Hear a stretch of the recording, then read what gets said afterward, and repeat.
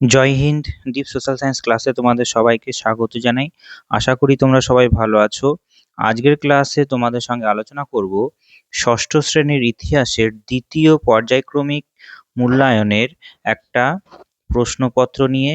এই যে প্রশ্নপত্রগুলো এখানে দেওয়া হয়েছে সেগুলো প্রত্যেক বছরই পরীক্ষায় আসে, তাই ভিডিওটা শেষ পর্যন্ত দেখো। আমি প্রত্যেকটা প্রশ্নের উত্তর সহ ব্যাখ্যা, সেটা এমসিকিউ হোক, 1 নম্বরের প্রশ্ন হোক, 2 নম্বরের প্রশ্ন হোক, 3 নম্বরের প্রশ্ন হোক এবং 5 নম্বরের প্রশ্ন যেটা তোমাদের পরীক্ষায় আসবে, তার সম্পূর্ণ উত্তর সহযোগে আলোচনা করব। ঠিক আছে, তাই ভিডিওটা স্কিপ না করে সম্পূর্ণ দেখো। প্রথম প্রশ্ন, বৈদিক যুগে পরিবারের প্রধানকে কি বলা হতো? বৈদিক যুগে পরিবারের প্রধানকে বলা হতো কুলপা বা গৃহপতি। গ্রামীণ ছিলেন গ্রামের প্রধান এবং বিশপতি ছিলেন কয়েকটি গ্রামের সমষ্টি বা বিশ এর প্রধান। ঠিক আছে, তাহলে বৈদিক যুগের পরিবারের প্রধানকে বলা হতো কুলপা বা গৃহপতি, আর গ্রামের প্রধানকে কি বলা হতো? বলা হতো গ্রামনি, এবং বিশপতি ছিলেন গ্রামের সমষ্টি বা বিশ এর প্রধান। 2 নম্বর প্রশ্ন, ঋগ্বেদে কোন নদীর নাম সবচেয়ে বেশিবার এসেছে? সিন্ধু নদীর নাম সব থেকে বেশিবার এসেছে, প্রায় 176 বার উল্লেখ করা আছে। তবে সরস্বতী নদীকে সবচেয়ে পবিত্র নদী হিসাবে গণ্য করা হতো, কিন্তু গঙ্গা ও যমুনা নদী যেটা আছে তার উল্লেখ খুব বেশি পাওয়া যায় না। 3 নম্বর, জৈন ধর্মের শেষ তীর্থঙ্কর কে ছিলেন? জৈন ধর্মের শেষ তীর্থঙ্কর ছিলেন মহাবীর। মোট 24 জন জৈন ধর্মের তীর্থঙ্কর ছিলেন। প্রথম ছিলেন ঋষভনাথ, 23তম তীর্থঙ্কর ছিলেন পার্শ্বনাথ এবং 24তম তথা শেষ তীর্থঙ্কর ছিলেন বর্ধমান মহাবীর। 4, অষ্টাঙ্গিক মার্গ কোন ধর্মের মূল শিক্ষা? বৌদ্ধ ধর্মের মূল শিক্ষা। গৌতম বুদ্ধ বলেছেন দুঃখ থেকে মুক্তি পাওয়ার জন্য 8টি পথের কথা, যাকে অষ্টাঙ্গিক মার্গ বলা হয়, যেমন সদ্বাক্য, সৎকর্ম এর মধ্যে পড়ছে। এটাই হলো বৌদ্ধ ধর্মের মূল ভিত্তি। 5 নম্বর, ষোড়শ মহাজনপদের মধ্যে দক্ষিণ ভারতে অবস্থিত একমাত্র মহাজনপদ কোনটি? উত্তর হবে অসমক। ষোড়শ মহাজনপদের মধ্যে একমাত্র অসমকই দক্ষিণ ভারতের গোদাবরী নদীর তীরে অবস্থিত ছিল। বাকি অধিকাংশ মহাজনপদ উত্তর ভারত বা গাঙ্গেয় উপত্যকায় ছিল। 6 নম্বর প্রশ্ন, চন্দ্রগুপ্ত মৌর্যের কাছে পরাজিত গ্রিক সেনাপতি কে ছিলেন? উত্তর হবে সেলুকাস। আলেকজান্ডারের মৃত্যুর পর তার সেনাপতি সেলুকাস ভারতে আক্রমণ করলে চন্দ্রগুপ্ত মৌর্য তাকে পরাজিত করেন। পরে তাদের মধ্যে সন্ধি হয় এবং সেলুকাস তার কন্যা হেলেনের বিয়ে চন্দ্রগুপ্তর সাথে দেন। 7 নম্বর, অশোকের ধর্মের মূল কথা কি ছিল? অশোকের ধর্মের মূল কথা ছিল অহিংসা ও পরধর্ম সহিষ্ণুতা। কলিঙ্গ যুদ্ধের ভয়াবহতা দেখে অশোক যুদ্ধনীতি ত্যাগ করে ধম্ম প্রচার করেন।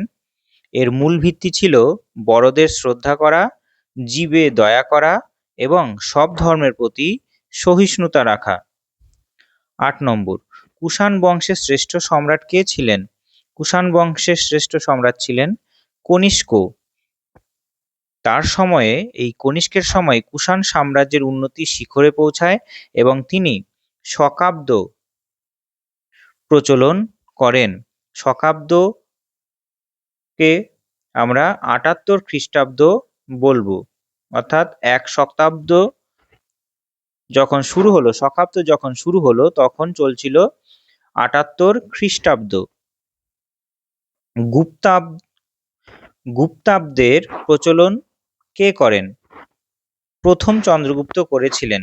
319 থেকে 320 খ্রিস্টাব্দ নাগাদ গুপ্ত বংশের প্রকৃত প্রতিষ্ঠাতা প্রথম চন্দ্রগুপ্ত তার সিংহাসনে আরোহণকে স্মরণীয় করে রাখতে এই গুপ্তাব্দ গণনা শুরু করেছিলেন?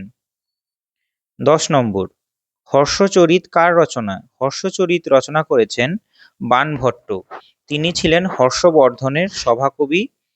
হর্ষবর্ধনের জীবন ও শাসনকাল নিয়ে হর্ষচরিত নামক বিখ্যাত জীবনী কাব্যটি তিনি রচনা করেছিলেন।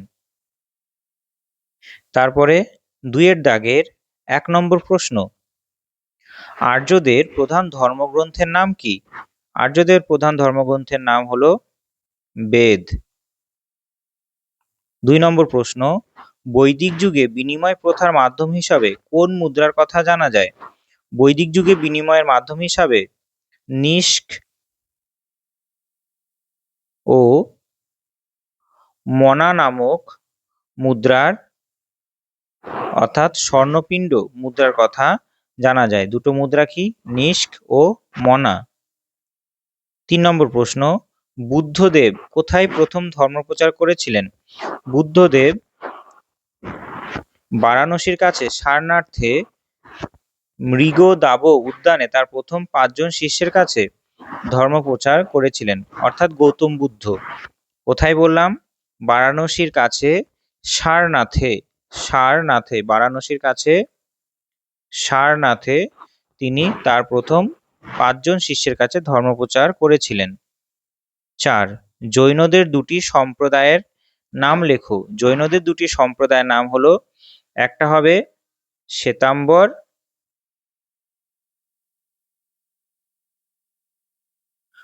আর আরেকটা হবে দিগম্বর। এই শ্বেতাম্বররা যার সাদা বস্ত্র পরিধান করতেন এবং দিগম্বর যারা ছিলেন যারা কোনো বস্ত্র পরিধান করতেন না। 5 দাগের প্রশ্ন, মগধের রাজধানী কোথায় ছিল? মগধের রাজধানী ছিল রাজগৃহ বা গিরিব্রজ। রাজগৃহ বা গিরিব্রজ। পরবর্তীকালে রাজধানী কোথায় স্থানান্তরিত হয়? পরবর্তীকালে রাজধানী হয় পাটলিপুত্রতে। 6 দাগের প্রশ্ন, মেগাস্থিনিসের লেখা বইটির নাম কি? মেগাস্থিনিসের বইটির নাম হলো ইন্ডিকা। মেগাস্থিনিসের লেখা বইটির নাম কি? ইন্ডিকা। তিনি ভারত সম্পর্কে বিস্তারিত বিবরণ এই বইতে দিয়েছেন। মৌর্য বংশের শেষ সম্রাট কে ছিলেন? মৌর্য বংশের শেষ সম্রাট ছিলেন বৃহদ্রথ। বৃহদ্রথ ছিলেন মৌর্য বংশের শেষ সম্রাট। 8, আলেকজান্ডার কোথাকার রাজা ছিলেন? গ্রিসের রাজা ছিলেন তিনি। গ্রিসের ম্যাসিডোনিয়ার রাজা ছিলেন। তারপরে 9 দাগের প্রশ্ন, এলাহাবাদ প্রশস্তি কে রচনা করেছিলেন? এলাহাবাদ প্রশস্তি রচনা করেছিলেন সমুদ্রগুপ্তের সভাকবি হরিসেন। তিনি হরিসেন এই এলাহাবাদ প্রশস্তি রচনা করে সমুদ্রগুপ্তের যাবতীয় শাসনকাল সম্পর্কে এবং তার কৃতিত্ব সম্পর্কে এখানে উল্লেখ করেছেন। 10 নম্বর প্রশ্ন, শশাঙ্কের রাজধানী কোথায় ছিল? শশাঙ্কের রাজধানী ছিল গৌড়রাজ। গৌড়রাজ অর্থাৎ কর্ণসুবর্ণে। গৌড়রাজ শশাঙ্কের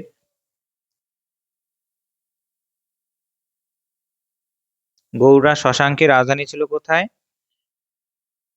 কর্ণসুবর্ণতে। এই কর্ণসুবর্ণ বর্তমানে কোথায় আছে? মুর্শিদাবাদে আছে, মুর্শিদাবাদ জেলায় আছে। এরপরে 3 নম্বরের প্রশ্ন। 3 নম্বরের প্রথম প্রশ্ন দিয়েছে, চতুরাশ্রম প্রথা বর্ণনা করো। চতুরাশ্রম প্রথা কি ছিল? এইখানে আমি উত্তর করে দিচ্ছি, সেটা তোমরা লিখে নিতে পারো যে চতুরাশ্রম প্রথা, প্রথমে 2 নম্বরের প্রশ্নগুলো দেখো। যে প্রথম প্রশ্ন দিয়েছে 3 দাগের 2 নম্বরের প্রশ্ন, আর্য সত্য কি? আর্য সত্য বলতে কি বোঝায়? আমি এখান থেকে উত্তরগুলো বলে দিচ্ছি, লিখে নিতে পারো তোমরা। আর্য সত্য কি ছিল? 2 নম্বরের প্রশ্ন, গৌতম বুদ্ধ দুঃখ থেকে মুক্তির জন্য যে 4টি ধ্রুব সত্যের কথা বলেছেন তাকে আর্য সত্য বলা হয়। এগুলি কি কি ছিল? যে দুঃখ আছে, দুঃখের কারণও আছে, দুঃখের নিবৃত্তি সম্ভব অর্থাৎ দুঃখ থেকে মুক্তিও সম্ভব, এবং 4 দুঃখ নিবৃত্তির পথ বা অষ্টাঙ্গিক মার্গ আছে। 2 10 রাজার যুদ্ধ বলতে কি বোঝো? ঋগ্বেদ থেকে জানা যায় ভরত গোষ্ঠীর রাজা সুদাসের সঙ্গে আরো 10টি গোষ্ঠীর রাজাদের যুদ্ধ হয়েছিল। এটি রাভি বা পরঞ্চি নদীর তীরে ঘটেছিল। রাজা সুদাস এই যুদ্ধে জয়ী হন এবং আর্যদের মধ্যে প্রধান শক্তিতে পরিণত হন। 3 নম্বর প্রশ্ন, 3 দাগের প্রশ্ন, প্রাচীন ভারতে সাধারণ মানুষ বা কোনো উপজাতি যেখানে বসবাস করত, অর্থাৎ প্রশ্নটা কি? যে জনপদ ও মহাজনপদের মধ্যে পার্থক্য। দেখো, প্রাচীন ভারতে সাধারণ মানুষ বা কোন উপজাতি যেখানে বসবাস করত তাকে বলা হতো জনপদ। আর যখন একাধিক জনপদ জয় করে কোনো শক্তিশালী রাজা বিশাল রাজ্য গড়ে তুলতেন তাকে বলা হতো মহাজনপদ।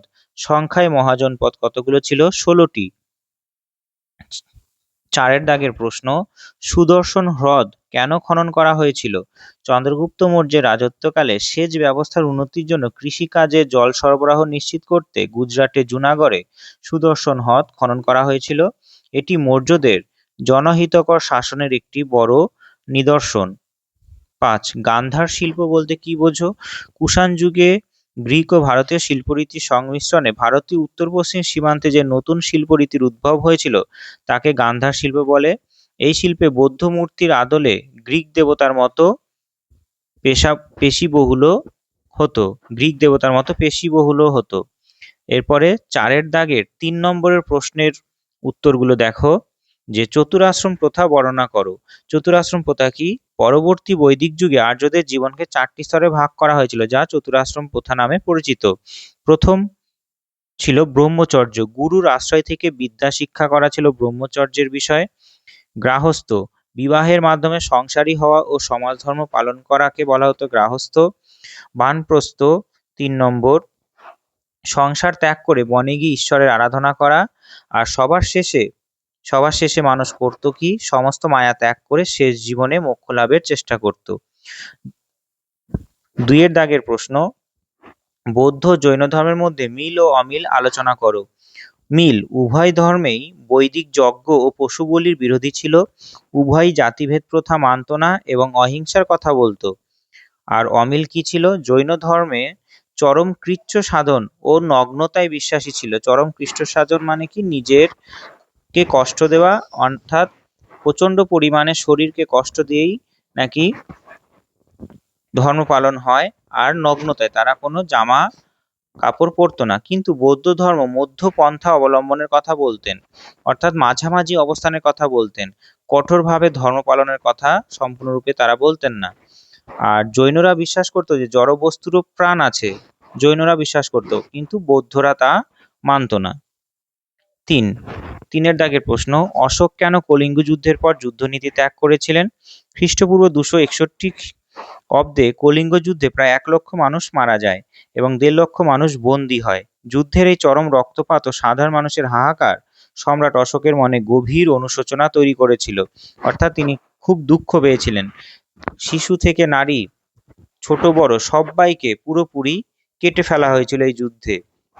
কলিঙ্গ যুদ্ধে অশোকের সেনাবাহিনীরা করেছিল। তারপরে অশোক বুঝতে পারেন যে অস্ত্রের দ্বারা জয় প্রকৃত জয় নয়, তাই তিনি ভেরি ঘোষ অর্থাৎ যুদ্ধ ত্যাগ করে, ধম্ম ঘোষ অর্থাৎ ধর্মনীতি ত্যাগ করে শান্তির বাণী বলেন, আর তিনি শেষ পর্যন্ত বৌদ্ধ ধর্ম গ্রহণ করেন।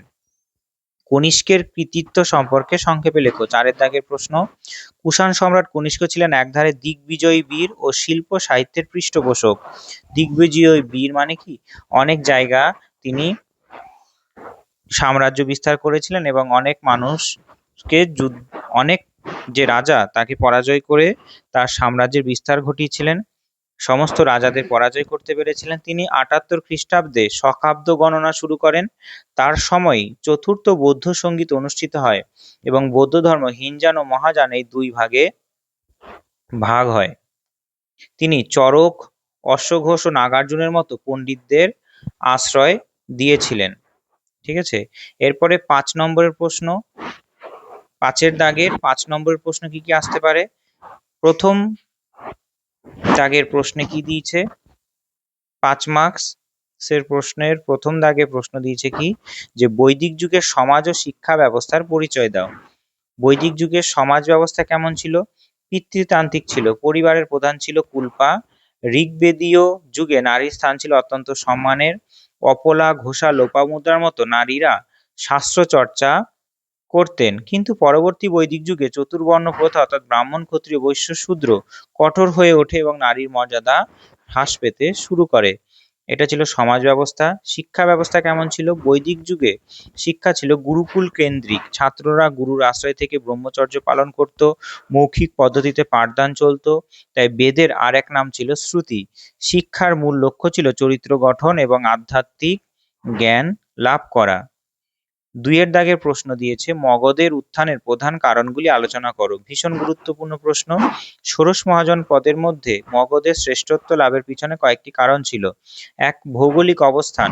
মগধের রাজধানী রাজগৃহ পাহাড় দিয়ে ঘেরা, যার ফলে কোনো বিদেশি বা কোনো অন্য রাজা আক্রমণ করতে পারতো না। এবং পাটলিপুত্র কোথায় ছিল? গঙ্গা সোন দিয়ে ঘেরা, যা প্রাকৃতিকভাবেই দুর্ভেদ্য ছিল, কোনো রাজা সবার আক্রমণ করতে পারতো না। পাটলিপুত্র কি ছিল? পরবর্তীকালে মগধের রাজধানী। প্রাকৃতিক সম্পদও প্রচুর ছিল মগধের। মগধের পার্শ্ববর্তী বনাঞ্চল থেকে প্রচুর কাঠ ও হাতি পাওয়া যেত। এছাড়া ছোটনাগপুরে লোহার খনি থেকে উন্নত মানের অস্ত্র তৈরির লোহা পাওয়াও সহজ ছিল। আর অর্থনৈতিক সমৃদ্ধি কি? গঙ্গা উপত্যকা, উর্বর জমি ও নদীপথে বাণিজ্যের ফলে মগধ অত্যন্ত ধনশালী হয়ে উঠেছিল। উর্বর জমি যেমন ছিল এবং নদীপথে বাণিজ্যও চলতো।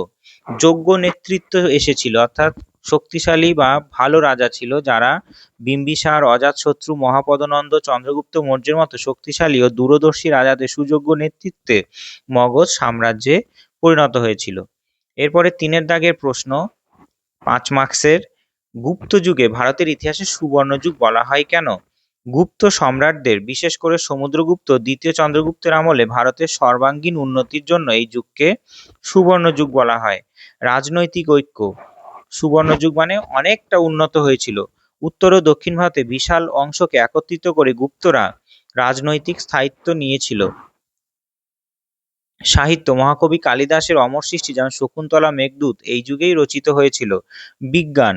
আর্যভট্ট, শূন্যের ব্যবহার ও বরাহমিহিরের মতো বিজ্ঞানীরা গণিত ও জ্যোতির্বিদ্যায় এই গুপ্ত যুগে বিপ্লব ঘটান।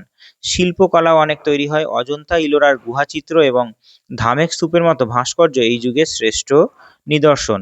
সেই কারণে গুপ্ত যুগকে সুবর্ণ যুগ বলা হয়। এছাড়াও আরেকটা পয়েন্ট মনে রাখবে, হিন্দু ধর্মের পুনরুত্থান হলেও বৌদ্ধ ও জৈন ধর্মের প্রতি সম্রাটও উদার ছিলেন, অর্থাৎ এই গুপ্ত যুগে হিন্দু ধর্ম আবার পুনরায় জাগরিত হয়ে ওঠে।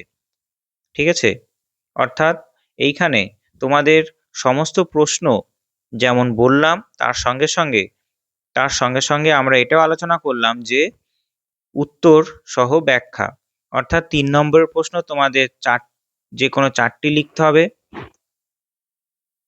এইখানে এই প্রশ্নগুলো তোমরা মনে রাখবে অবশ্যই। ঠিক আছে, আর 5 নম্বরের প্রশ্ন এই 3টের মধ্যেই তোমাদের পরীক্ষায় আসার সম্ভাবনা বেশি আছে। আর 2 নম্বরে যে প্রশ্নগুলো দিয়েছি অবশ্যই এর মধ্যে থেকেই ধরে নাও কমন আসবে। আর্য সত্য কি, 10 রাজার যুদ্ধ কি, জনপদ মহাজনের পদে পার্থক্য কি, সুদর্শন হ্রদ কেন খনন করা হয়েছিল, গান্ধার শিল্প বলতে কি বোঝো? ঠিক আছে, তবে দেখা হচ্ছে পরের ক্লাসে আমরা আলোচনা করব ভূগোলের এইরকম একটা মডেল সেট এবং তার সঙ্গে সঙ্গে উত্তর সহ ব্যাখ্যা। ততক্ষণ ভালো থেকো। জয় হিন্দ, জয় ভারত।